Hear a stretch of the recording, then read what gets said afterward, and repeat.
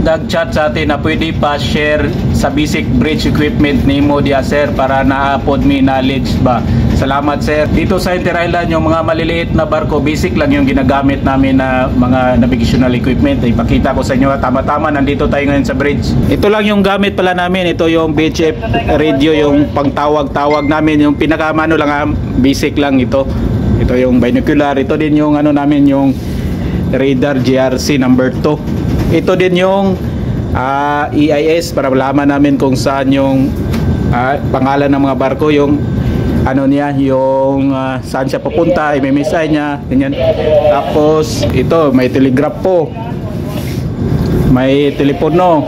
Ito yung dito magtitimon sa steering. Yan. Naka-auto pala ito ngayon, pwede din mo din in manual. Meron dito. Tapos ito yung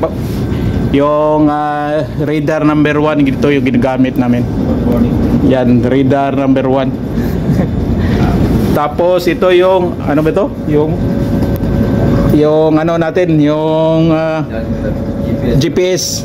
Yan, ito yung GPS. Yan, ito yung GPS natin ginagamit, kuha ng latitude, longitude. Tapos ito naman yung tawag nito yung ICDES. Yan, ICDES. Ito lang yung navigational equipment namin. Tapos ito yung gyro, master gyro. Tapos ito pala yun sa baba, itong echo sounder. Yun lang. Oh, tapos ito anemometer, yan. Tapos dalawa pala yung ano, VHF. Yan, may VHF pa. Oh, may radar indicator din, no? Ano pa ba? Oh, ito yung importante, oh. Yan. Binocular. Yan lang yung gamit namin sa domestic Inter Island, wala na iba. Tapos meron pa pala dito yung sa computer, yung computer yun, oh. Yan, dito printer, computer, tapos SSB yan. SSB.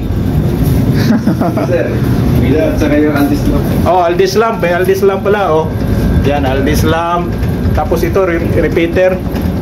Di mawala sa kape. Gyro. Oh, may kape dito. Oh, may kape. Yan, oh. Gusto mo ng kape. Oh. Tapos ano pa? Wala na. Ito lang. Dito may ano din dito yung sa radio. Yung sa ano mga radio na pag emergency yan. GMDSS radio. GMDSS radio ba? Panel board. Ayan, oh. Barometer. Oh, barometer. Tapos panel board na ito. Panel board. Ilaw.